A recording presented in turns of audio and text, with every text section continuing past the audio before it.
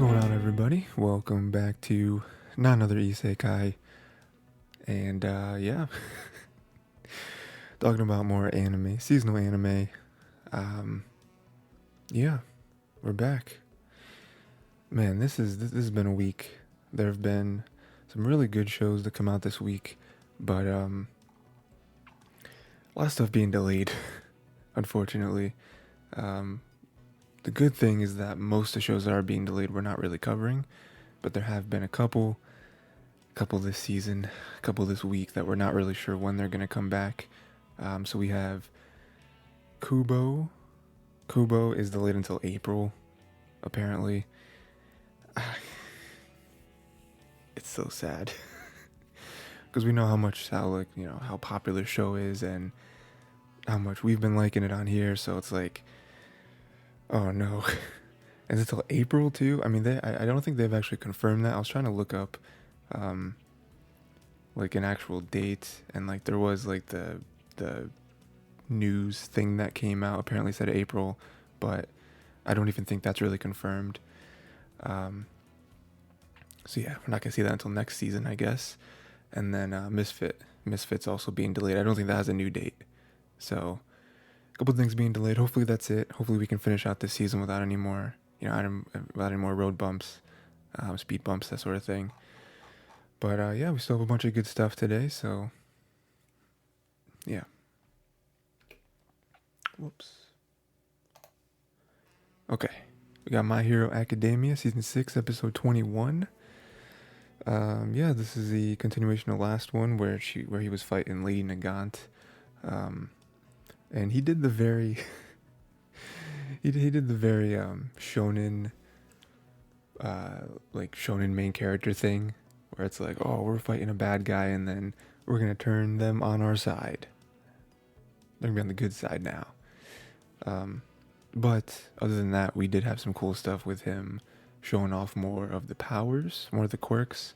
We saw Fajin, which I think is, he said, like the third user, which I guess is the one where you can like store up kinetic energy, which is pretty cool. When he just sat down, he started doing the squats. It's like, what is he doing over there? You know, what is he doing squats out of nowhere? I thought, like, for a second I thought it was just his like focus, or like trying to like,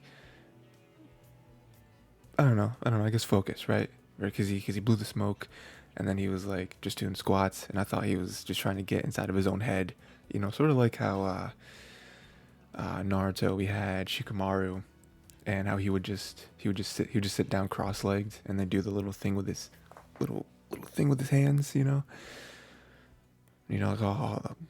that's when he's focusing. That's when he's focusing. He's thinking 17 moves ahead, So I thought maybe that's what Midoriya was also doing, but nah, he was just storing the kinetic energy so he can jump really hard. And yeah, I mean, he won. We know that. We know he won. He was able to move faster than the bullet, sort of like All Might, sort of like Superman, right? Which is what All Might's sort of based off of.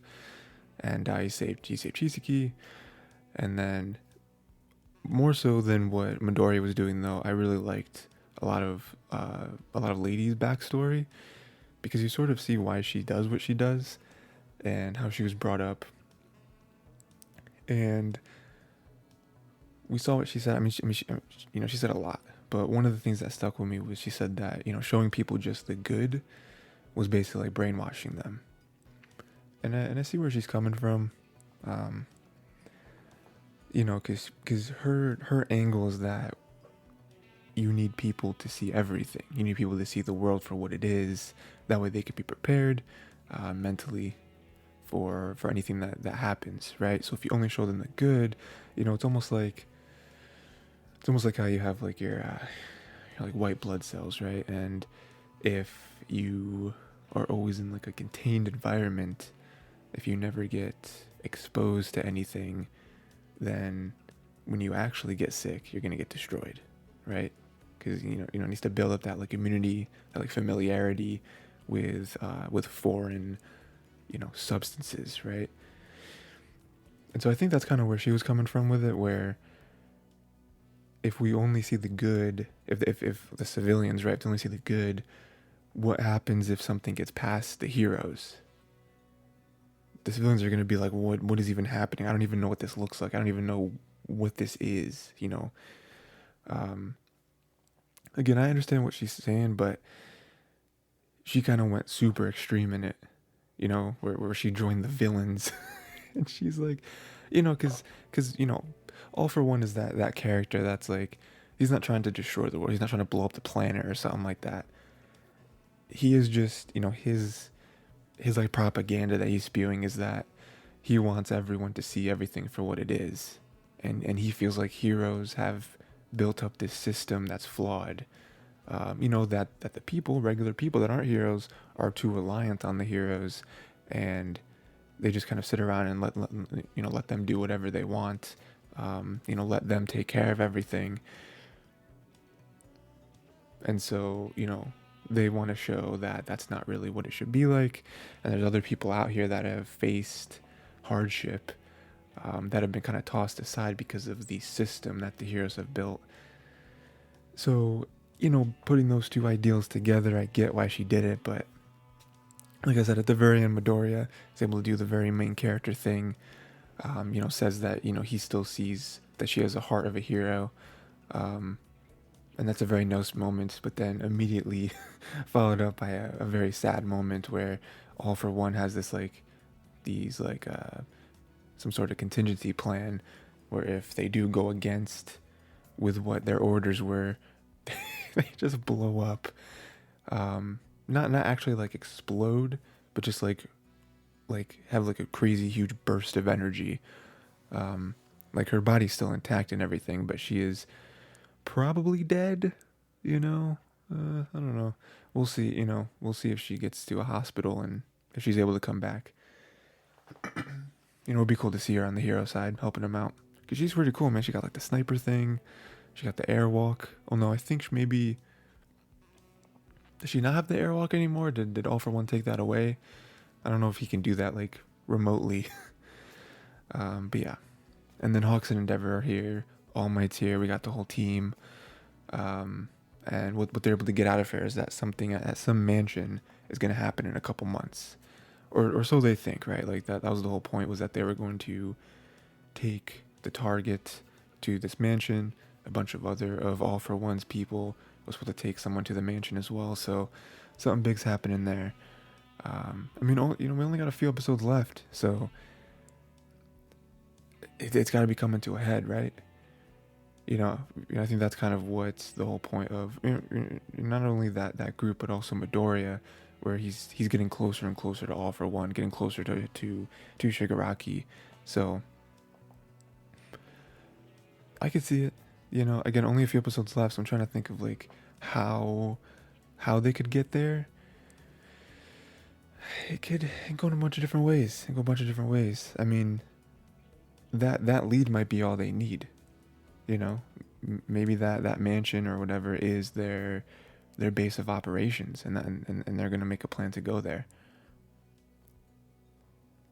I mean, because I feel like this season has to end with confrontation with Shigaraki and All For One. Like, it has to, right? I mean, at the very least, Shigaraki.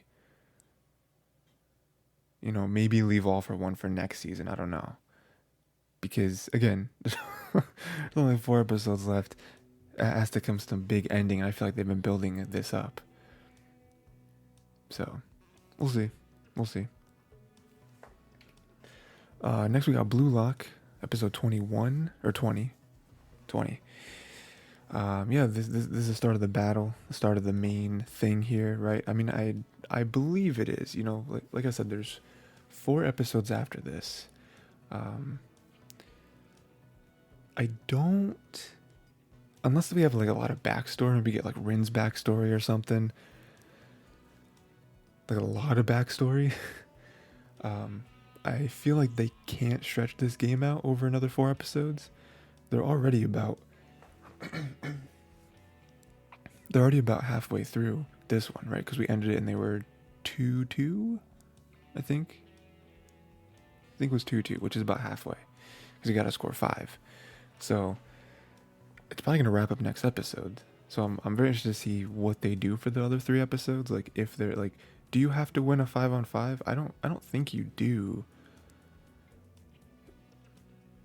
And like, even if you do, they didn't really build anything up past the 4-on-4. Like this whole this whole like next selection thing has been building up Rin, right? So like now that they're facing Rin's team, it'd be strange for them to just be like, oh, here's another team of 5-on-5 that you now have to face. That'd be really weird. But if they do finish up next episode, they have to have some sort of, like, there's 3 episodes left. There has to be something. But with this one, we did have Isagi's team coming out really strong. Isagi and Baru devoured each other again to steal the ball from Bakura. Nagi passed. Chigiri scored. So they're coming out the gate really strong, showing off their teamwork, showing off what they've built. Very, very different than what Isagi, not Baru, Isagi, Bakura, and Nagi were doing when they first faced Rin and the other 2. So very different there. But then you kind of turn it around and it's like, okay, because they kind of did the same thing the first time that they faced Rin, was that Rin just stood there and just took everything in and like let them score the first goal. And he was like pathetic. And then they just destroyed them.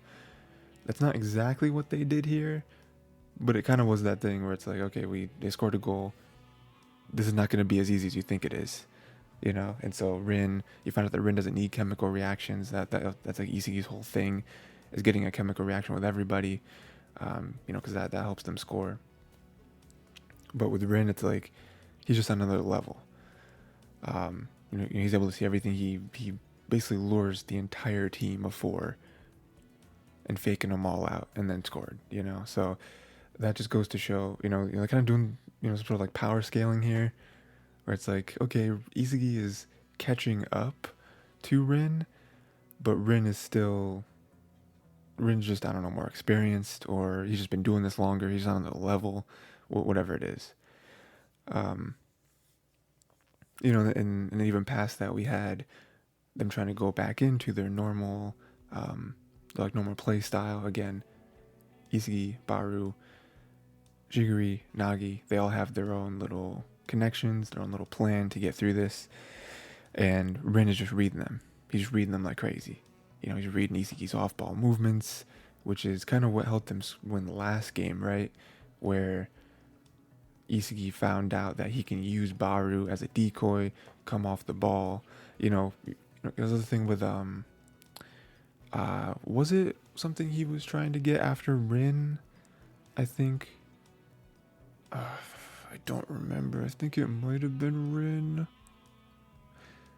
Because there's something with like off ball where it's like, there's so many things you can do even if you're not directly involved in the play, right? So like if you're not the one who is directly dribbling the ball or directly going to receive the pass, there's still things you can do to help the team out, So that's kind of what he's been getting better and better at. So for him to do something like this last episode and that be a huge factor in their win, and then for him to do it this episode against Rin's team, like the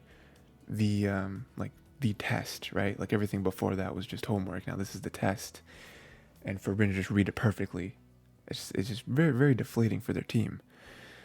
And then what else do we have? And then their other team, Rin's team, just well-oiled machine, because that was another thing, another build-up from the previous matchup, is that they were just kind of 3 people that were really good at what they did, but they didn't really play as a team. They just kind of, if they got the ball, then they would do what they do. And so now, and you think maybe it does have a lot to do with Bakura, like Bakura's play style, kind of being the glue to their team and sort of making them try to do different things.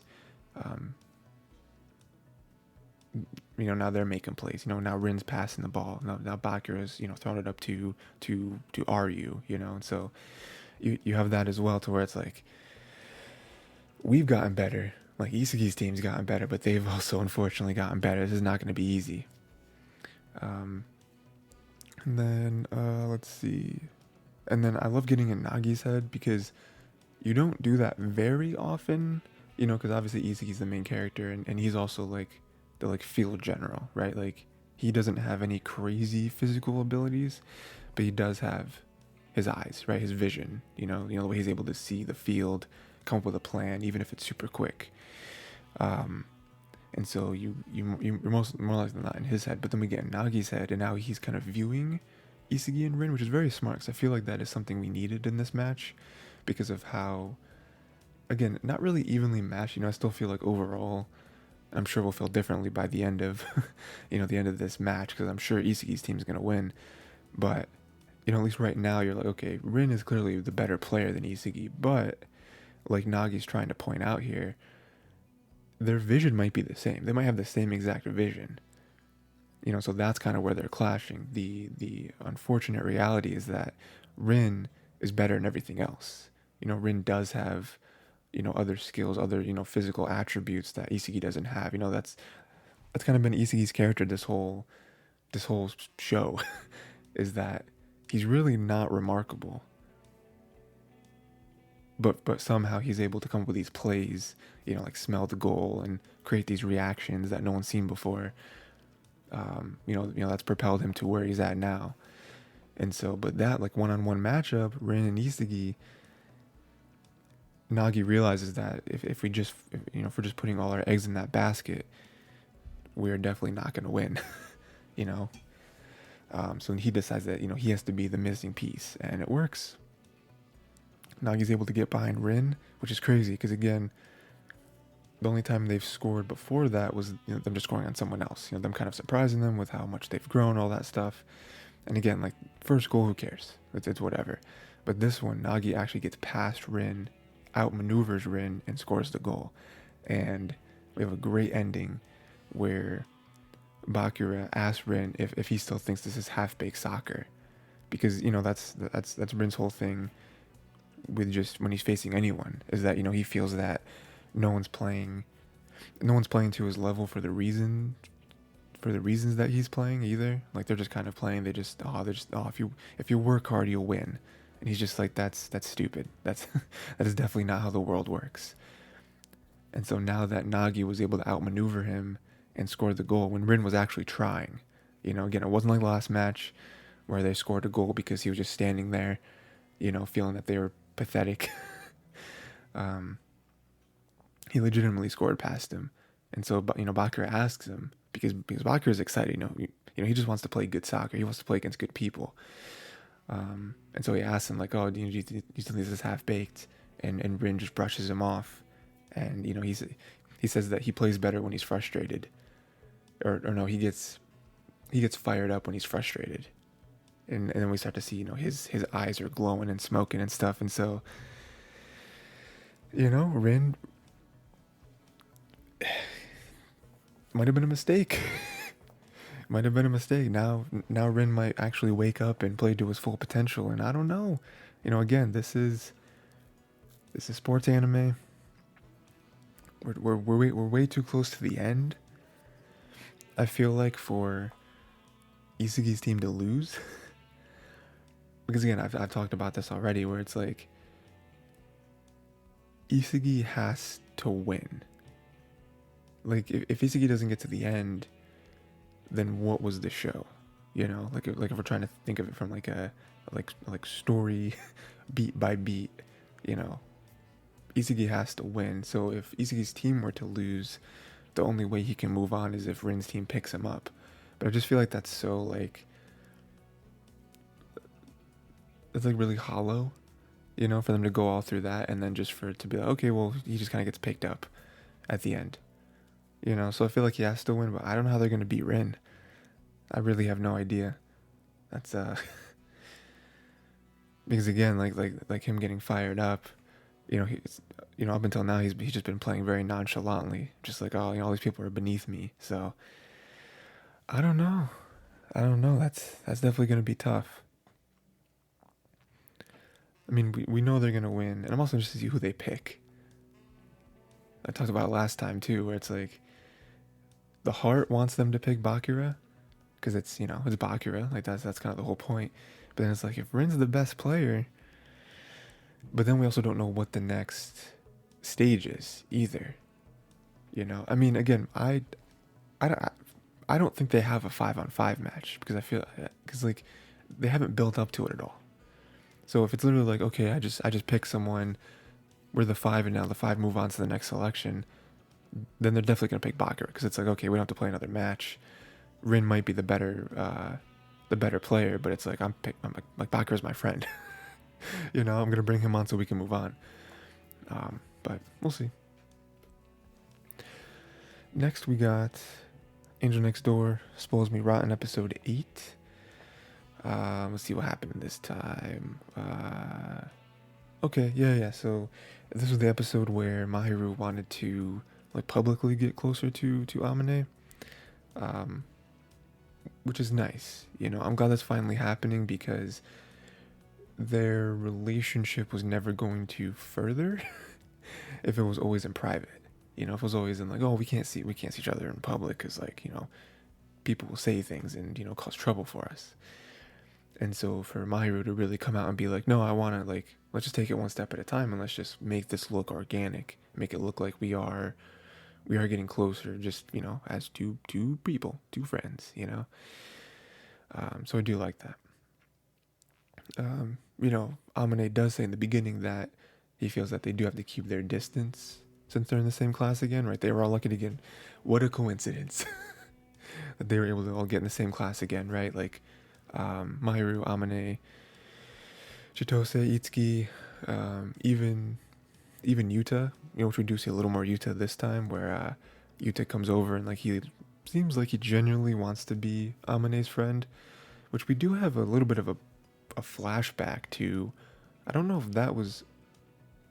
No, it definitely wasn't Yuta, but it was like another friend, or like another person when he was in like, I don't know, probably middle school or whatever, and it was like, oh yeah, I wanna be your friend or whatever, and then we cut to that same person with other people like bullying him, like just like putting him down, right? And so, you know, so that's kind of scarred him, and you know, I would like at some point for Amane to open up about that, you know, probably to Mahiru and say, you know, maybe not as blunt as this is why this is why I am the way I am, but you know, something like that, because you know, Mahiru I feel like has opened up quite a bit to him about, you know, her own like inner workings of her brain, and so I'd like for Amane to reciprocate that, you know, at least in this way, to be like, yeah, like this is kind of how it's always been, you know, so this is why I kind of label myself as that, because I've never known anything else. You know, I'm lucky enough to be friends with Itsuki and you know, and Chitose, to be like real friends with them, right? You know, so that's why when Yuta says it, he's like, do you really want to be my friend? Are you sure? You know, he says like, you won't get anything out of it. and Yuta has a great response where he's like, do you make friends for profit? You know, and he's like, no, I don't. He's like, okay, cool, then we'll be good. You know, and I just feel like that was the best response, because you know, he wasn't offended. He wasn't like, you know, didn't like turn him off or anything. He was just like, I'm not being your friend to like get something out of you. You know, like, or do you want to be my friend to get something out of me? No, we can just be friends. And then what else do we have? We have another moment where they give each other some gifts. He got her a stuffed bunny. She made him some pudding. And she still gets super flustered whenever he compliments her. We still haven't gotten past that yet. At some point, she will receive a compliment and not run away. And then what else do we have? Public friends, yeah. Oh, and then we have the cooking project, which is a very nice kind of like entry point for Mahiru, because Mahiru was like, all right, we're picking partners. Amane, let's be partners. Well, it's a group, so they're also with Chitose and Itsuki. But it's just like, you know, it's very nice to be like, oh, we're just in a group or group project, that sort of thing. You know, talk about all the like cooking or whatever. But then we have another nice moment, you know, kind of bouncing off of that, where people are like messing around, and like we have like hot soup, like hot soup, and then he like throws the hot soup, and you know, Amane like grabs Mahiru out of the way, and I don't feel like that moment really means anything. And I feel like to like the public, where it's like, oh, the students are gonna talk like, oh, don't you see how he saved her? I feel like that's just something that someone would do, like if they have a chance to just pull someone out the way from being very badly burned. They can at least try. I feel like they would do so. So I feel like that's not gonna cause any like weird like narratives or anything. But for one, it was a very nice thing. It was a very nice thing of Amini to do, and then like check on the other girl, and then really like lecture the guy to be like, hey, what are you doing? you know, especially with like there's like knives and there's like like hot pans and stuff. Like you can't be doing that. But then I also like the like little moment where um I think they're like talking about it, and Amine uses very specific wording where he says like, where he's kind of like brushing it off, like saving her, right?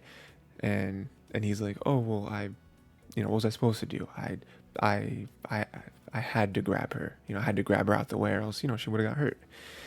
And and Mahiru takes that, and she's like, oh, you had to, huh? Because like him saying it like that makes it sound like he didn't want to, he just felt an obligation to. And Mahiru's like, no, I want you to want to have done that. Because now it just sounds like you're just like a you're just like a public servant. You're like, oh, I had to do my duty. So, and then the very end, they're talking or whatever, and I do like the line from Mahiru where she's like, how much work is this gonna take? And Amine, of course, super oblivious, but we can understand what she's saying, where she's like, in her mind, it's like, how much do I have to do to get you to understand why I'm doing what I'm doing? Right? Because they clearly both have feelings for each other. They just haven't, they just haven't like outwardly, spelled it out for each other. And so, that's kind of where Mahiru is maybe a little frustrated. Just like, how much do I have to do to like get you, and I feel like to a point, it's not super fair, because it could also go the other way too, where it's like, oh, well, why don't you just confess then, but, kind of a like seesaw, right? Up and down, back and forth. They're kind of both responsible for the momentum, so we'll see. I do feel like it's getting closer and closer. Even her having a line like that would have never said something like that in episode 2. So the fact that we have a few episodes left, I'm getting more and more confident that this will end with a confession. Very, very, very, very confident, because I think I mentioned this before, how like most shows like this, they kind of end with the confession, right? Because normally, like romance anime, the story is this, like where we're at right now with this show, where it's like they're not together and they're kind of doing the whole back and forth cat and mouse sort of thing. Like that's the entertainment value of most romance shows. And so I'm wondering if this will end there. And then even if it gets like another season, like I don't know if it's based off a manga or something, if it goes past it, but I could definitely see it. I mean, because the closer we get to the end, the more I'm like, could they end this season without, like, with them still in this weird like puddle, Like I don't think they can. I don't know. We'll see though. Next we got Ice Guy, his cool female colleague, episode 8. Let's see, what was this one? Oh yeah, this is the whole skiing episode. This was cool. I enjoyed this one. So we have Komori invited Himuro, Fuyutsuki, and Saejima to ski. She like won some contest or whatever, so it was cool. Another, another episode, another like situational comedy, setting where it's like, hey, this episode, this is a ski episode. And so we have, a nice thing where Himuro's really good at skiing, but he grew up with skiing, and so like he never, like, he doesn't know how to teach other people to ski, because he just like, it just comes natural to him. He's like, I don't really know, like you just kind of have to do it. And so when he tries to teach Fuyutsuki, she just just slowly slides down, like the slowest I've ever seen someone slide down a hill. And she just looks up and she says, "Oh, it didn't work." And it's just, I don't know, it's great.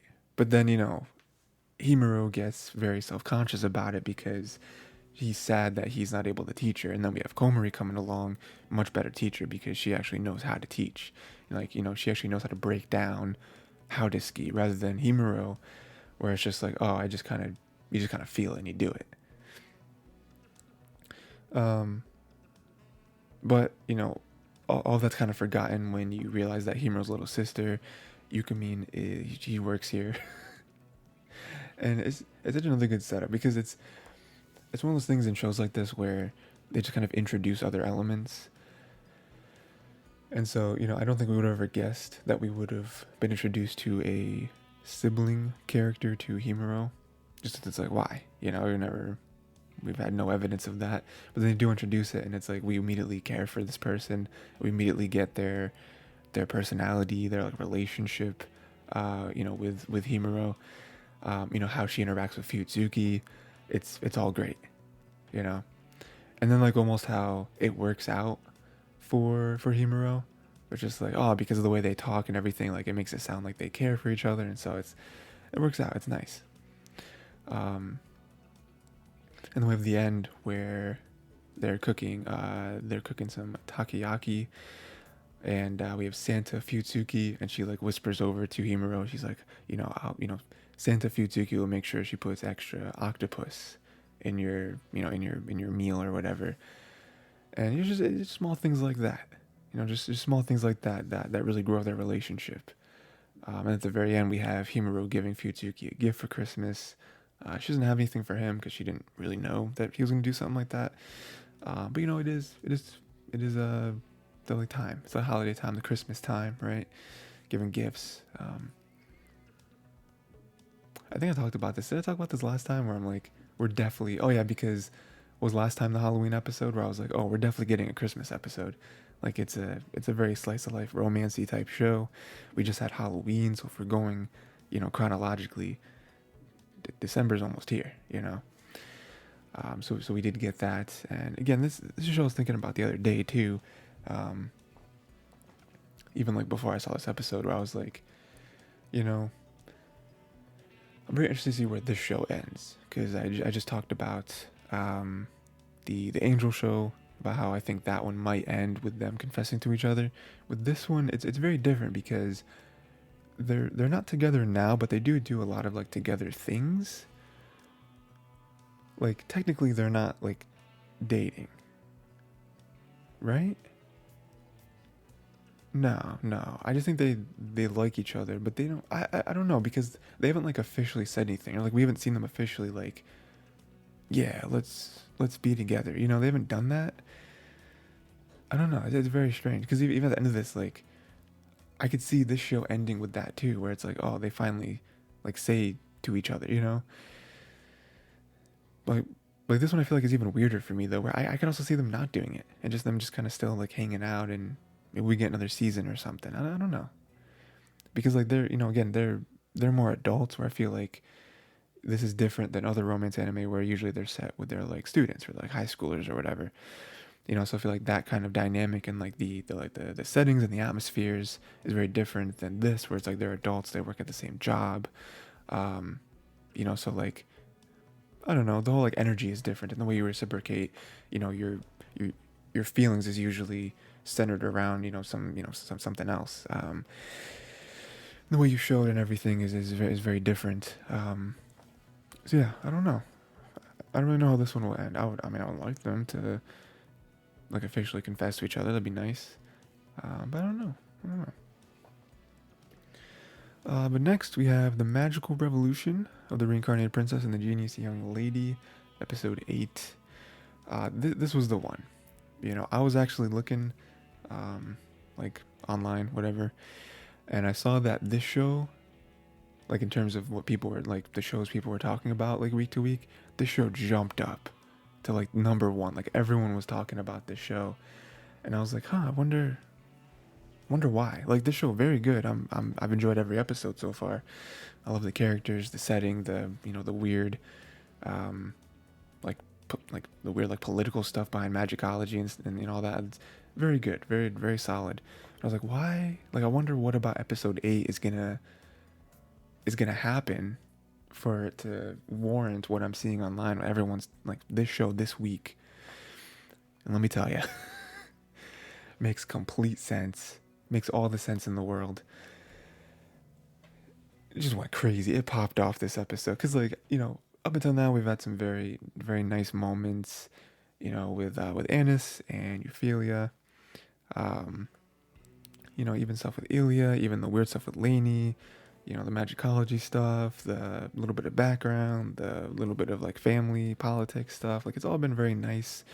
Even the cool battle with, them and the dragon. We've had some cool stuff, but like, nothing has happened like this. This is where it popped off. This is where we'll see kind of where it's going for the rest of the season, because we're already in episode 8, right? So we have Algard. Very beginning, Algard is the one who infiltrated the villa, and he shot Ilya, took her out, and stabbed Lainey right through the chest. And I'm like, oof, okay, Algard. So in that moment, it's like, okay, that was definitely Algard, but why? Like, he's the brother. Like we've seen moments where he feels like, he's in the shadow of Anis, right? But even then, like, he is the next king. Like, he is next up to be king. He's even like kind of acting out a little bit. Like, he, just tossing Yuffie aside and picking Lainey. Like, there are some, definitely some like breadcrumbs to how he's got here. But this is so extreme. It's such an extreme. And then immediately we're like, why is this happening? And then we jump to some more like evidence, right, with Anis completely flipping that guy around. That guy was so annoying. And then Yuffie blocked the magic that he tried to spit, and then Tilty was there trapping everyone in the room. So we see the energy that everyone's on in this episode, where everyone is against them. Everyone is backing Algard, and trying to change. And then we finally cut to it where Algard is there, and we see what actually happened, right? We do see that they shot Ilya. Ilya's not doing very well. Not fatal or anything, but she got shot in like the shoulder, so she's not doing well. And then Lainey, though, gone.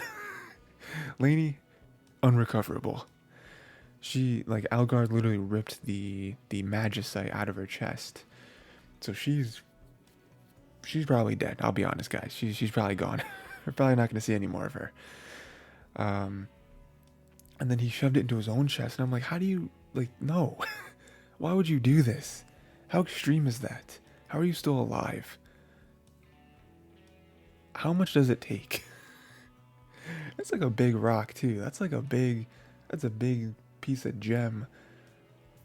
I don't know. And so then, then we sort of get some of his reasoning, right? Which I thought was interesting. Or he was like, he knows he's going to be next king, but he knows that people don't, they haven't really accepted him as, as the next king, right? They don't feel like he really has it. They don't feel like he's going to do what they want him to do, to, like, better the kingdom, I guess. He doesn't have magic. I know that's like a thing. Whatever, right? He even compares himself to Anis, where he's like, hey, now we're both monsters. I got my magicite, you got the dragon. We're the same. And I feel like, well, I understand, because, his whole thing, on paper, very noble, right? He's saying that he is trying to make the kingdom better. He is saying that, all this is necessary to correct a very misguided kingdom. Because he looks around and he's saying, so many things are terrible. So many terrible things about the kingdom. And so, we've tried stuff up until this point. It's not working. We need something different, and I'm going to bring that, The problem is that, and this is what Annis kind of points out, is that like you're just gonna force everyone's hand, like you're gonna crush the kingdom to then make it better. Like that's not like that that can't be the only way. So that's kind of where they're butting heads, is that you know he feels like just like coming down with all the power, with the hammer, right, is what's going to give him the ability to change the kingdom for the better. He does want what's best for the kingdom, the same way Annis would, the same way they should, like royalty should, like the the leaders or whatever should, but they just completely disagree in the way that they're going about it. And so, it's tough. I mean, we're definitely on Annis' side. Like, come on, we're definitely like, no, you're not, you're not just killing people. You know what I mean? Like, you're not climbing on the backs. Because again, like, he tries to compare it to the dragon, and it's like, dragon's a monster, first of all. Second of all, they're not part of our kingdom. Like, Lainey, you is a person that you killed in order to get your power. That's not the same thing at all. So, and I love the end where Annis is like, Annis wants Algar to fight her, saying that she rejects his definition, right? And that does kind of throw him off a little bit. You see his facial expression. But yeah, they're gonna fight. Next episode's gonna be crazy. I think Annis has it, right? Like, Algar doesn't have any experience using magic. Annis does. Also, I'm interested to see what powers exactly that Algar gets from the Magicite. Because Anna's got dragon powers, so I don't know. Dragons are pretty crazy. They did very cleverly take Yuffie out of the equation. Be like, oh, Yuffie, stay over there. You have to help them. So it's gonna be a one-on-one, but I don't know. Algar's wrong. I don't think that Anna's gonna kill him. I think that'd be very extreme. But I don't know. She's definitely gonna win. She has to. And but yeah, I definitely get what people were like talking about this episode, because it's like it jumped to 100 immediately. Like, Illy is hurt, Lainey is probably dead, Algard's coming out showing showing his true colors. We got the rest of the kingdom doing that as well. Oh no, it's not good. It's not good. Next we have Buddy Daddies episode 8. This was one all focused on Ray, which I like. Remember, dude, remember? I said it last episode. I said, I hope sometime soon we get a Ray episode. I hope we get Ray. We learn more about Ray's backstory, kind of his side of his character. We kind of got it with Koski. Kind of last episode, right? We got a lot of Koski last episode, so I'd like to see Ray kind of get a similar treatment, and we got it. We got it. Told very well. So we have Ray going back home. He goes back to his dad, which is his boss, and his dad wants him to return home to take on the family empire. I like this because you can clearly see that Ray doesn't want to do it. Ray doesn't want to be that. He has found Koski. He has found Miri. That's what he loves, right? Yeah, he does have a family. He does have something that he can call family rather than his real family, which is just the business, which is just his boss, which turned him into this, something that he never really asked to be. So, now the fact that he found Koski and Miri, it's like, why would I leave this? Why would I leave this good thing?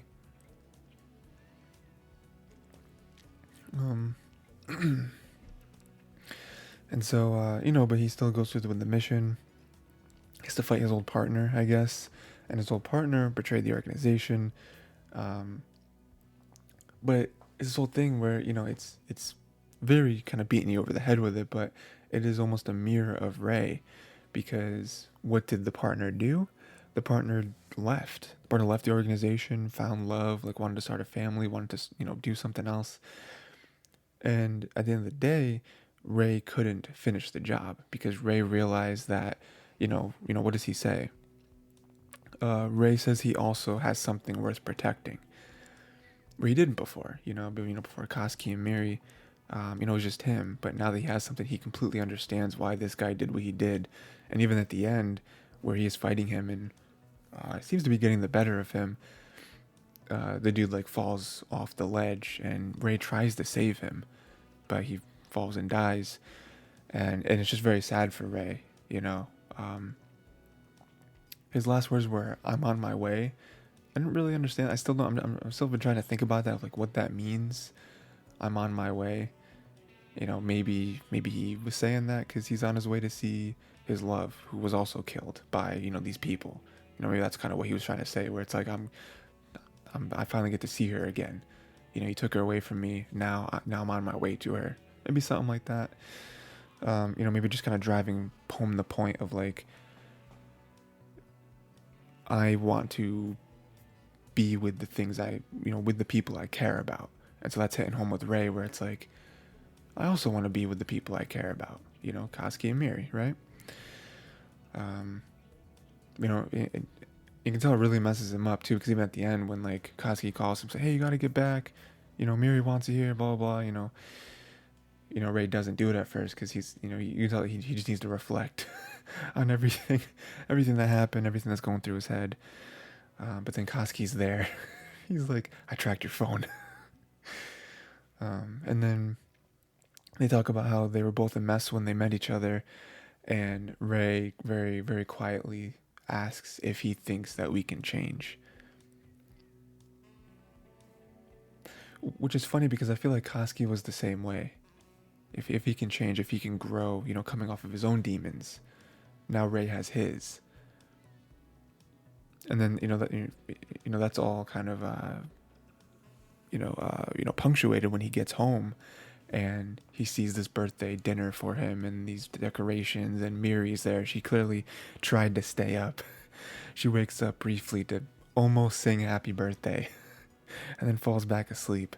And then we have the great moment where she does that, and then Ray smiles a little bit.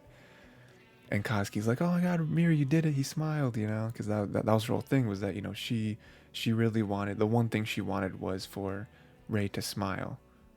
Because, he never really does. He always kind of has this, like, kind of like grouch face, So yeah, and at the very end we get that guy that was driving Ray gave a request to Q from the dad, seemingly to kill Koski and Miri.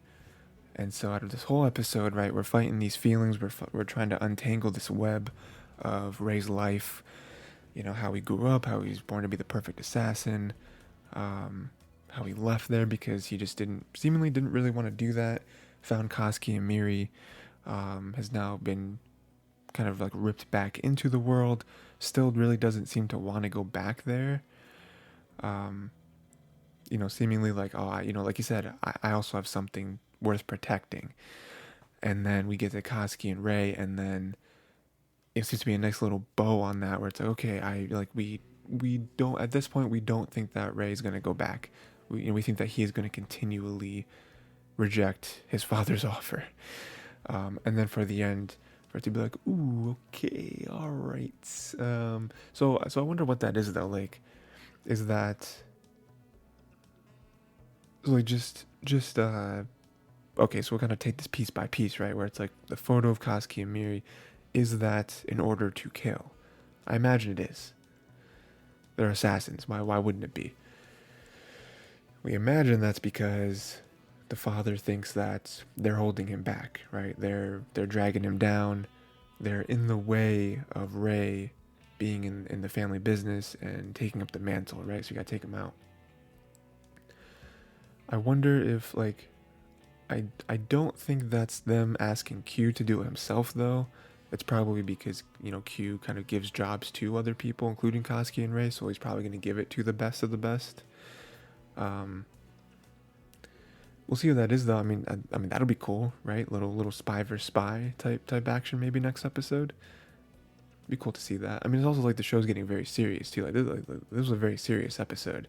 I was obviously like juxtaposed by every so often we cut to Koski and Miri kind of making the decorations or baking the cake or whatever, but it was a bit of a more serious episode. I mean even last episode too, where we're getting these characters' backstories, and it's not just like the fluff, which is very nice, but just kind of like the day to day with wacky stuff with Miri or whatever. So for next episode to be they're trying to take him out. Like, ooh, okay, that's gonna be something. So next, Vinland Saga season 2, episode 7. Yeah, this is the one where we learned more about, I mean, mostly about Kettle. It was basically like a Kettle focused episode. We open up a little bit with Arnheid. Almost forgot about her. She says that Spherical must really like Einar and Thorfinn, because he doesn't just do this for everyone. Again, they're slaves. Like, they don't have to, Spherical doesn't have to pay them back for their work, And then even, Einar was very happy because Arnheid called him a good person. So, I kind of got his stomach butterflying a little bit. So that was nice. And then her mistress slapped Arnheid, because it's like, what are you doing? What are you doing lollygagging, talking like you have a job to do? The breakfast still isn't made. What do you, very sad stuff there. And it's also kind of juxtaposed by Einar and Thorfinn, because then we cut to them and their wheat, I think, is starting to grow. So that's nice. They're very hype. They're having their plant, like they're reinvigorated. They're gonna chop down so much more to double their next plot. They're praying for rain and growing crops. Like they're awesome. And then Einar asked the question, hey, we can buy our freedom back, after we do all this. And it's like, yeah, we can. And then they're like, oh, I wonder if Arnheid has a similar situation. It's like, oh, why don't you just go ask her? It's like, yeah, I'll do that. And it's funny because we just saw how, her mistress treats her. And so, like, I guarantee you, because it's like, what would Arnheid have to give? Like, they're in a very, particular situation where they're clearing out a forest to then make, a plot of land to grow food. And then they can grow that food into now it's goods. I can sell those goods for money and then pay off and then sell the land back to to the master, to Kettle. What would Arnheid have? Like, to me, she just seems like a general, just like house servant. She doesn't really have anything. I mean, again, when it was first happened, I talked about indentured servitude, which is something that I believe was really big, in like the 1800s, maybe late 1800s. I think it was like the 1800s because I feel like it was after, like, officially after slavery. Maybe even the early 1900s, maybe.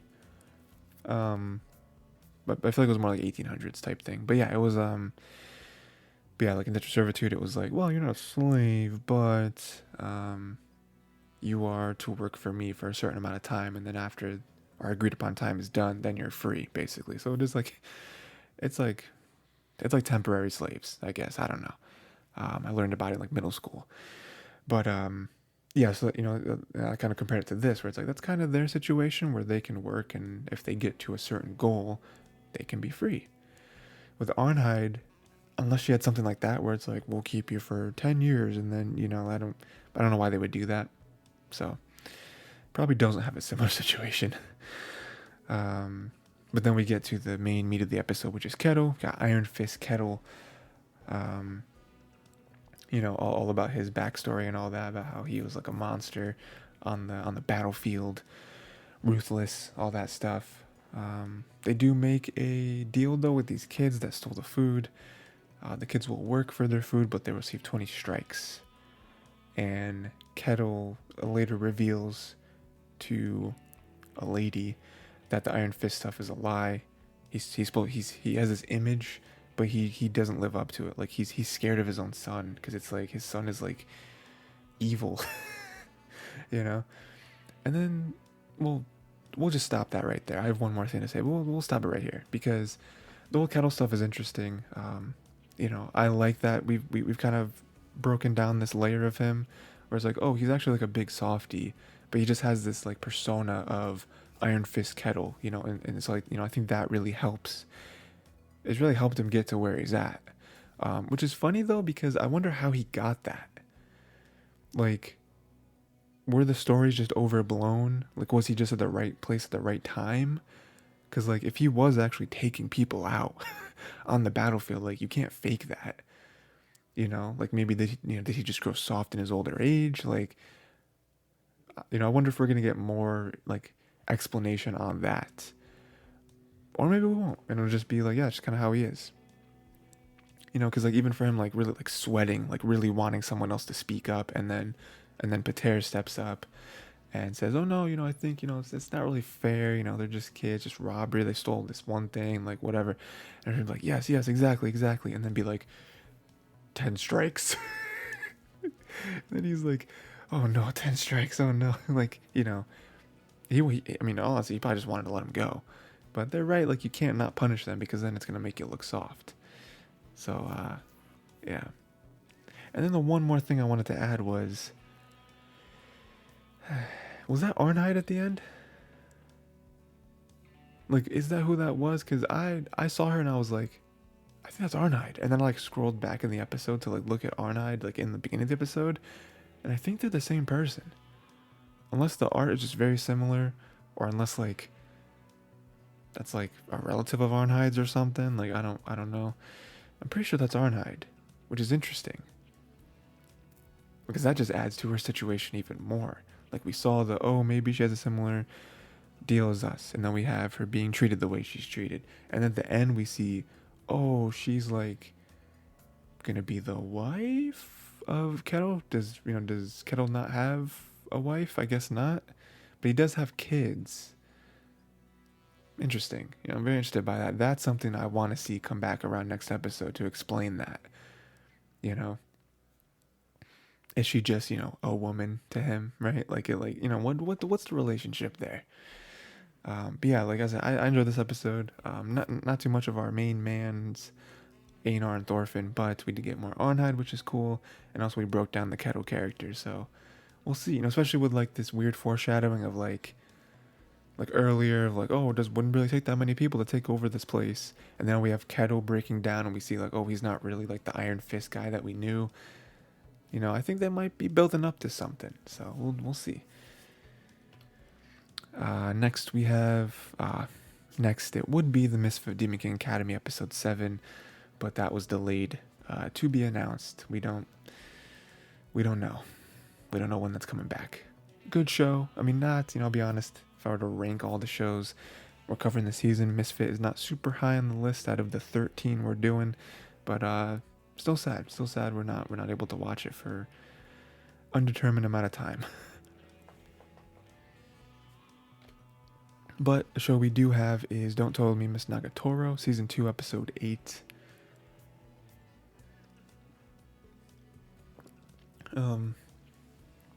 Yeah. So what was this one? We had the whole judo thing. It was a judo thing this time. That was cool. I'm reading the manga of this, so I'm way ahead of this. So I was waiting. I'm like, I guess that hasn't happened yet. I guess we haven't seen the whole judo stuff. So we have the very beginning, which was very nice, which kind of the catalyst into all this, which was Senpai asking Nagatoro to model for him. Get a little more bold. I like that. That was cool. Nagatoro didn't want to talk about her stance, right? She had like, doing different stance, and then she did the one stance, which is like her judo stance, and seemed super natural, right? So she was kind of embarrassed by it, but she did it. Looked very nice, of course. And then her friends came in and wanted to kind of like poke her about it, and she didn't want to talk about it. So we're like, what's that for? And so, I feel like it's very easy to guess that, maybe, because there's like, she says like, it's my own martial art. And I'm like, maybe she has a thing and she's embarrassed by it or something. I don't know. But then we learn that she is into judo. She did do judo for a long time. And if we're cutting to the end real quick,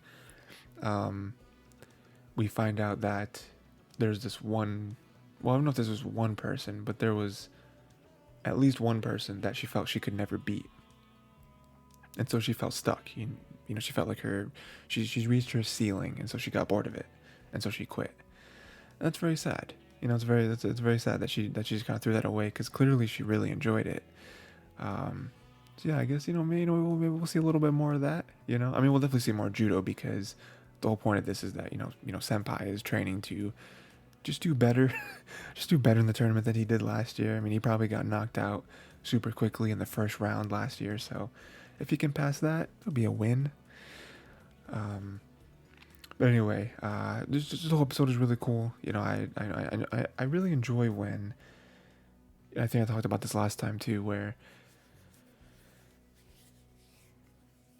they get serious, where they just genuinely spend time with each other, So like we have something like this where it's like, yeah, like they're together. One wants to learn judo, one can teach judo, and they're just helping each other out, just having a good time, doing something they enjoy doing. I feel like that is when the show is at its best. When their dynamic is at its best. Yeah, because he wants to do better in the tournament. She agrees to teach him. And then we have obviously the moment that was going to happen, which is she's much better than him, so she pins him. And it's great because he's like, oh, you're just too heavy, I can't do it. And she's like, who are you calling heavy? This is skill. This is technique. And I do like that, I feel like we are going to get further into that. Maybe next episode, maybe we do continue this whole judo stuff, because we have to, right? And, I would like for her to teach him that, to be like, because you, obviously senpai, very scrawny, right? Doesn't have anything, right? So, teach him technique, to be like, hey, you don't have to like be like 200 pounds, 250 to like overpower people. You just have to know how to do it. I mean, usually I imagine in judo this is more true than, it's like even more true than just normal, but it's like, it's all about momentum, right? So I'm sure that's what she'll teach him. He does see one of Nagatoro's throws, and he calls the throw beautiful, and Nagatoro does the thing that she would do in the situation where she just kind of says, what? What do you mean? And then she runs away because she's obviously very flustered that he gave her like a genuine compliment. And yeah, that's pretty much it. We just have a good time with judo. Again, this is one of my favorite types of episodes where they just have fun with each other, and it's not always like the cat and mouse thing. Like it is like, oh no, like they, like those moments are nice and they're funny and they're slapsticky, but then these moments, these episodes show that they really do care for each other, and I feel like that's what separates the show from like being like, oh, it's kind of funny, to, oh no, this is like genuinely like fun to watch. But then we have the very end where the president wants to teach senpai. Nagatoro busts in, doesn't want that to happen. Senpai stands up for Nagatoro and says, nah, Nagatoro's teaching me, get out of here. But that doesn't matter. What we care about though is the very end where the president walks up to some mystery girl and is like, plan initiated, or whatever she says, I don't know. I'm guessing that must be, I don't know. I mean, I don't know. I guess I'm just gonna say it because I feel like since I've read the manga, I feel like anything I say might be like spoilery, because it's like, oh well, you knew that. It's like, yeah, but I don't remember. I mean, I feel like that might be the girl that, or like one of the people that Nagatoro can never beat. Maybe. I don't know. Maybe, but I don't know what their relationship is. Like, what's her relationship to the president? I don't know. It's very strange. But we'll see. Again, there's leaving that off with like a cliffhanger like that.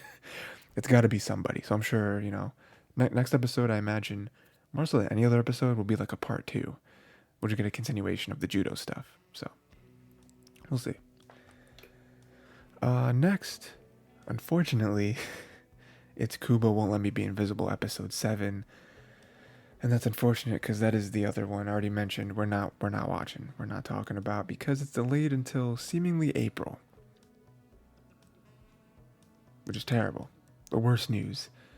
Quite possibly my favorite show of the season gets delayed at least a month. COVID, that's a thing. It's getting worse out there in Japan, so can't really be mad at it, but can't really be mad at the studios, right? It's like, okay, yes, health and safety, all that stuff, very important. But just strictly as a fan, very sad. But it'll just mean when it comes back, it'll be an event, and we'll be super excited for it to come back. Next, Trigun Stampede episode 8. Yeah, this was one of my more favorite episodes of the season. I enjoy this show for the most part. I just don't love. I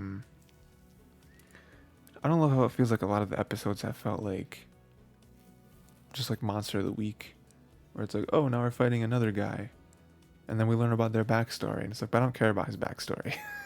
Like we just met him this episode, and then they die, and it's like, okay, cool. Like, I get it, I get what they have done the past 2 or 3 episodes, where the point is to show the influence of Million's Knives, or of just Nai, and to then also show Vash as a character and how he reacts to all of this. I understand the points of the episodes. I just really want just more of just like Vash and his story to progress, rather than it seems like these are all little setbacks. And so with this episode, I loved it, where again, not a whole lot of progression, I guess, in the present time, but it was us learning more about Vash and like how he became, like, his journey from getting here to present day. So I like that. And so we have, the continuation of that. We have Vash. He's a plant, and apparently on a rare occasion, plants can give birth, right? So he's not like a human, I guess. He is literally a plant the same way Nai is a plant. We have that. That woman is very nice. Brad. So it was, the woman is Luida. Brad, not super nice. He does come around eventually, but, I do like how they're kind of taking care of him, trying to help him out. But then they kind of treat him like a prisoner, right? Which makes sense.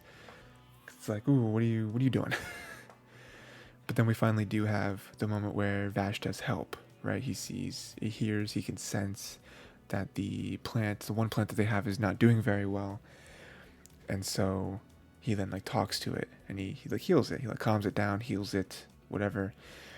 And so that kind of sets him on the path of being a resident of Ship 3 instead of being a prisoner. Now he's a resident, he has jobs to do, and it's good because for the first time since his whole world's been destroyed, he feels like he has a home, he feels like he has a family, which is important, like super important, them just not treating him like a prisoner, I guess. He's just a kid. He's not a human, but he's still a kid. And so that's big for him. He finally has a purpose.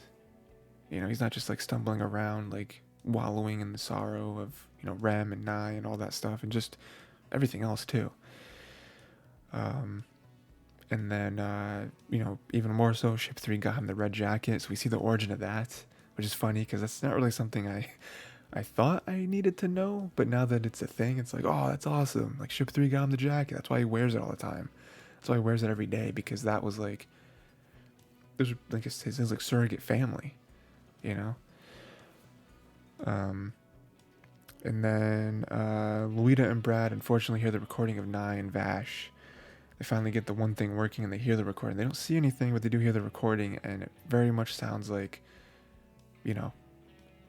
they know who did it. They know who caused the crash, but Vash is an accomplice, quote unquote. And so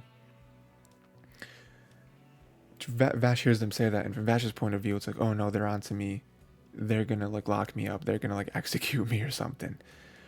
The one thing I do like though is it does look like that. Oh no, they he betrayed us, whatever. He's been lying to us.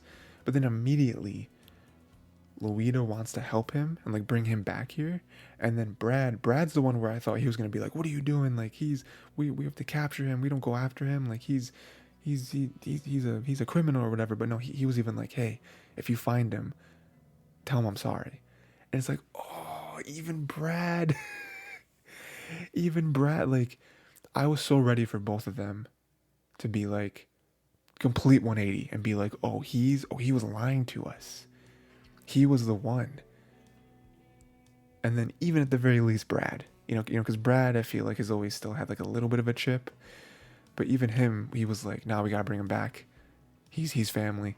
He can come back and explain himself." You know what I mean? Like, I love that. I love that about like, um, just just like a hard, just like a super hard left with our with our expectations, because it very well could have gone the one way, but it went this way where they're like, "Nah, we love him. He's our family. He wouldn't do everything he's done for us so far if he was like you know, if he was our enemy, right?" um you know, and then, you know, he even says he leaves a note behind or whatever, and he's like, "An independent will pay for what an independent did," you know, so he's trying to, you know, his like atonement, right? We do have, well, hold on, two things of like how the episode ends. One, we do see something real quick in, I think, present day. I don't really know, but it's like, you know, seemingly present day Vash wakes up because he's like an adult. He has like the metal arm, he has a jacket, and he wakes up, and he's like, "Oh, where am I?" And he's like, "Wait, this is home. This is ship 3. Oh, they must have saved me," which is really weird because it's like, okay, well, that's different than the story we were just on, where you were like a young adult, you know, and an adolescence of sorts. So what is this? What is this little like 5-second thing that they threw in this episode? So that I'm very interested in that. Um, and then the actual very end, which, you know, we cut back to Vash as like as like a young adult, and he stumbles upon another ship. It seems maybe that's ship 3, or maybe it's ship 5, the one that they crashed. I don't know. And it's just like plants, but they're all red, and there's a few people there, and Nai is there. And so it's like, we'll see what happens there. I imagine we'll get a continuation next episode of like what happens here. Like they argue and fight and duel or something maybe. And then also the whole connection to the 5-second flash where seemingly adult Vash wakes up in, you know, back at ship 3. So again, this was a very cool episode. I like getting more of Vash's backstory. Kind of like how he got here, like how he became known as this criminal. Yeah, and like a lot of stuff starts to make more sense. Where it's like, oh yeah, it makes sense why he's doing what he's doing, why he has this vendetta against Nai, not only for Rem but also, you know, and I'm sure we'll see more of that next episode as well. But then also like, now that we know about this ship 3 family, I want to know what happened to them. Like, are they still alive and prospering? Did something bad happen? Is the something bad that happens gonna happen next episode? Like it's very foreshadowy.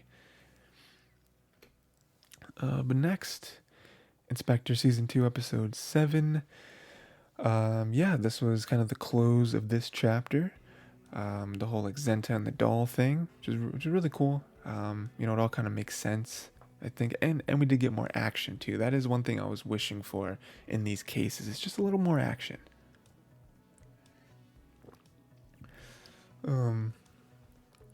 So we find out that Zenta created the doll with meteorites, which is an explanation as to what that rock was in his arm. A very like, just like a really dumb like anime explanation of like, oh, it's a meteorite, and the meteorite has powers. But it works. I mean, again, even Kodako kind of talks to Kuro about this, but I feel like she's like half talking to the audience of like, listen, this world has like demons and yokai and spirits. It's like, how can you say that a meteorite can't have powers? You know, it does fit with the world that they've built. So initially they talk about how like, oh, well, we could just easily blow up the doll or set the doll on fire or whatever, but that'd be a bad idea because they believe, Kodako believes that the doll is like a, like one of those like voodoo doll things, where like it's attached to a person. So like, if you poke a doll with a pin, then the person it's tied to will then have a pain, right? It's all connected. So she thinks that's happening, and so she kind of unravels everything where she's like, oh, he wanted revenge against these particular college students who killed his wife, I believe. Was it his wife that they killed, or like his son or something? Um, but yeah, and so they, they did that, and he was like, oh, so he built that. He built the doll to exact revenge against those kids, and so if we don't know this for a fact, but we believe that that doll is connected to them in some way somehow, right? Like, you can. And she was explaining it like, oh, well, how those work. You can tape like a picture of them to the doll, or some hair, or whatever, right? So that it like connects the doll to the actual physical human. So like if we kill the doll, if we blow the doll up, the attached students will then blow up, and that's not fair. That's not cool. Um, and so on top of that, we get a really cool connection to that as well, where they're like, that was the grand plan. That was Zenta's grand plan, was to, he was gonna make the doll a villain. The doll was gonna wreak havoc, and then the townspeople were gonna finally snap and destroy the doll. In turn, killing the college students that he wanted revenge on, and his hands will be clean. Cause like, hey, I didn't do that. I didn't make the doll. I mean, he did make the doll. There's maybe proof of that, but I mean, also on top of that, well, the very smart thing about that is, okay, so the whole situation was, I didn't do this. Townspeople killed the doll. In turn, indirectly, the townspeople would have killed the college students. That's a win-win for me. You could even say, oh, but you're not the one who destroyed the doll. You're not the one who, you didn't take a knife to the college students, but you did make the doll. There's only one person who knew that he made the doll, and that was Tay. And we find out at the end, the college students' names were etched into the doll. That's where we're going to build the connection. But who else's name was in there? Tay's name. And we have this whole explanation where Tay's like, oh, he couldn't live with the fact that I was happy. There's really like dark, like backstory to her character where she's like gone. She's like become rich off of her family's deaths. She hasn't caused any of them. It's not that sort of thing. But it's just like, oh, her kids died, and she was able to sue whoever, and she was able to get rich. And then she didn't want the money, so she threw the money towards these organizations. But then that caused her to make more money. And then when she finally got the money down to a reasonable amount, her husband died, and so she got a bunch of money from that. And so again, it's a very like morbid backstory to her character. But it's like, oh, Zenta couldn't see that he was happy, and how could she be happy with these deaths when I want to die with my deaths, and all that stuff. So, but cleverly,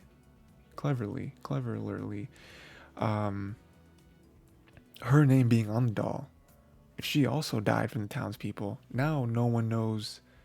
Again, the only person that knows that he made the doll was Tay. So if Tay also died with the death of the doll, no one could pin the doll back to him. So it's very smart when you think about it, Yeah, that's pretty much it. Yeah, they were able to trap the doll. They used like Kuro's thing, Kuro's future sight, trap the doll, all good stuff. They like carved the names off, but it didn't really work, I guess, right? Like they were carving the name off, and Tay didn't feel a thing. So I was like, etching the names didn't really work. You probably actually need something from the person.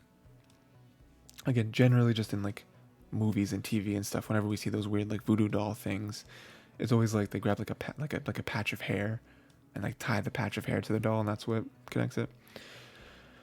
Yeah. So yeah, that was the episode. I thought it was really cool the way they were able to tie everything together and be like Zenta with the doll, with the like setup, like super like foresight for him to have. Again, it didn't work because the names being carved into the doll's abdomen didn't actually connect anything, but the idea on paper, very cool, very cool. Yeah, episode 7. Yeah, we have over halfway through. I'm sure we'll see probably like 3 more cases. There's 5 episodes left, so maybe like 2 or 3 more cases, right? I think it's pretty good so far. That was good. Lastly, we have Tokyo Revengers, episode 7. Um, a continuation of the fight, of the showdown, right? Um, some stuff got revealed, and I don't know what's gonna happen. I don't know how it's gonna end, man. They're just not. They just have everything stacked against them, you know. So, in the original timeline, Yuzuha killed Taiju, and Hakai covered for her, right? So Hakai didn't want her to take the brunt of it, so he covered, and then he became the leader of the black dragon, black dragon. Um, and then like that caused the whole Toman thing or whatever. But you know that goes to the kind of the whole relationship is that he's always protecting her, right? So he became the leader, but then Kiski is the one who kind of set everything up. So Kiski, after he gained control, was able to like puppet master Hakai, be like, well, this is the thing right here. I'm the one who did it. So he's able to do that, right? So we have that. We have the whole, saving Yuzuha, Hakai, not actually doing anything. Just being like taking over the actions of Yuzuha and then still being a puppet of Kiski, basically. So super sidelines, I would say. But then we have the actual fight, right? So it kind of grows into that. So Mitsuya's here. He's really fast, but Taiju is just a tank, right? Taiju's just stronger. He's not gonna win, unless he were to cheat. I don't think there's any way for him to win one-on-one. Mitsuya, before this, he also saved Chifuyu after Kiski and Hanma betrayed him, so now Chifuyu's here as well. So we're kind of getting a little bit of a squad here. This is nice. Unfortunately, Taiju, I feel like was cheating, because even you could say that, Takemichi had a bunch of people here and Taiju only had himself, but they were not ganging up on him. I mean, earlier they sort of, kind of were, but now they're not. It's just Taiju versus Mitsuya. But then out of nowhere, we got this death whack. These two other people come in and hit him with an iron pipe. And it's like, that's cheating. What are you doing? Where's the honor? Ridiculous. And then they kind of regroup, and unfortunately nobody called Mikey. Takemichi's like, you called Mikey, right? And Mitsu's like, no, you called Mikey, right? And they're like, oh no. Oh no, we thought when like the rest of Toman gets here, it's okay. We can kind of air this out and go our separate ways, right? Go to our respective corners. But no one called Mikey. we're gonna lose, All three of them are in much better shape than we are, Taiju's a little bit banged up, but we got two people that just came in fresh, we're gonna lose this. We have the numbers on them technically.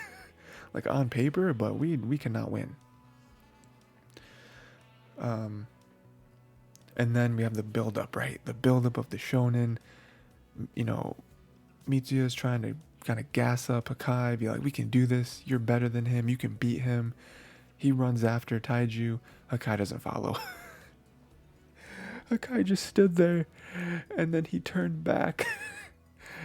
And Taiju just rocked Mitsuya. Mitsuya's down. Mitsuya's dead. I think Mitsuya might be dead.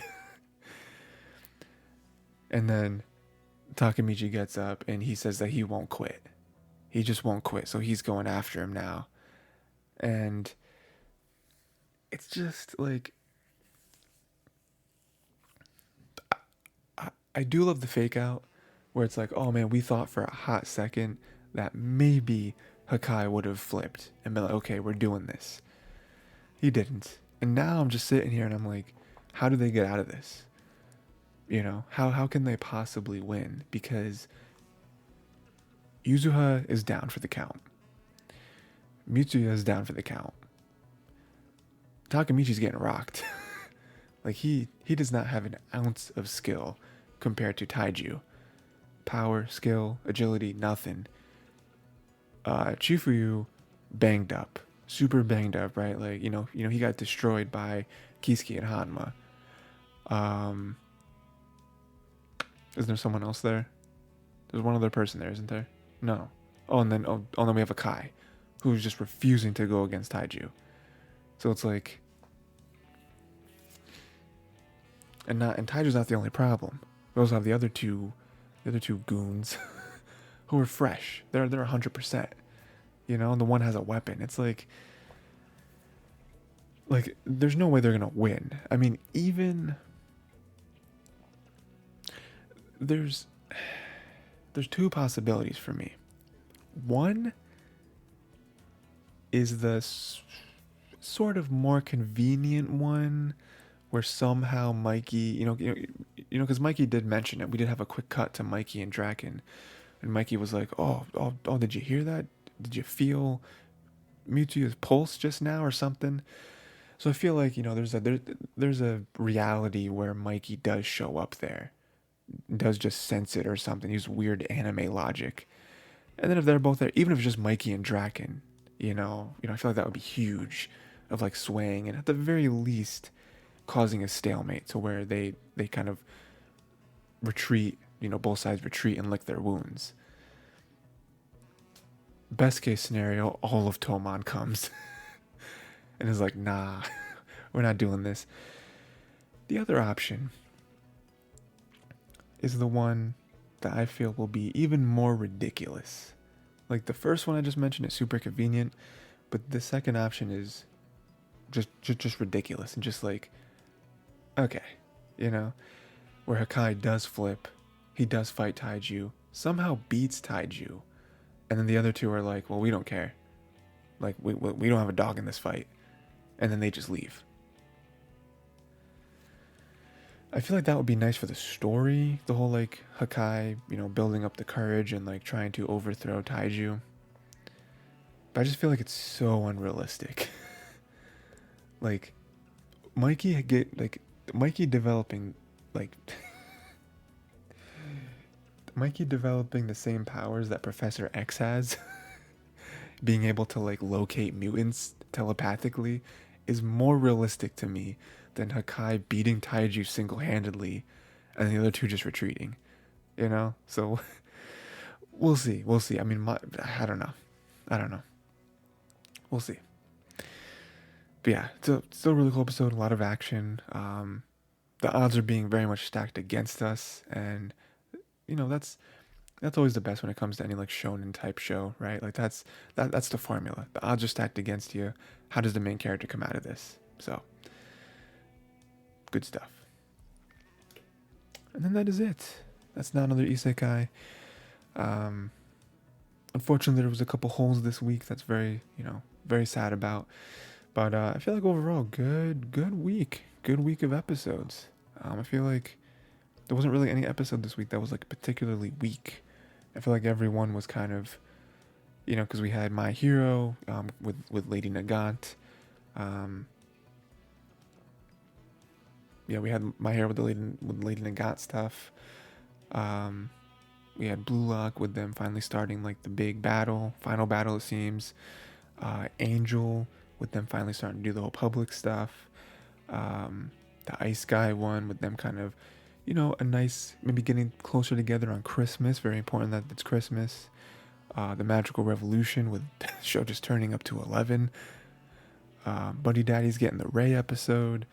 Vinland Saga learning more about Kettle and like maybe foreshadowing some big battle. Nagatoro starting the judo arc. Trigun getting more Vash backstory. Inspector closing out what I think is like my favorite arc so far. Again, just because it didn't overstay its welcome, and it had some cool action, and like the way they tied everything together was cool. And then Tokyo Revengers getting in the meat of the Christmas showdown. So good stuff. Yeah, anime. I feel like I said this every week, but it's getting close. We're getting real close to the end, right? A lot of these, got about a month left of episodes. I mean, of course, there's a few shows here that are 2 cores, so we'll see them well into next season. But for the most part, only about 4 weeks left, only about 4 episodes left of a lot of these shows. So we're getting close to the end. We're getting close to doing a preview for next season. This season, really good. Next season, gonna be ridiculous. If you've gone on and you've looked at any of the seasonal shows next season, absolutely stacked. But yeah, excited. That's it. That is it. Until next time, watch more anime.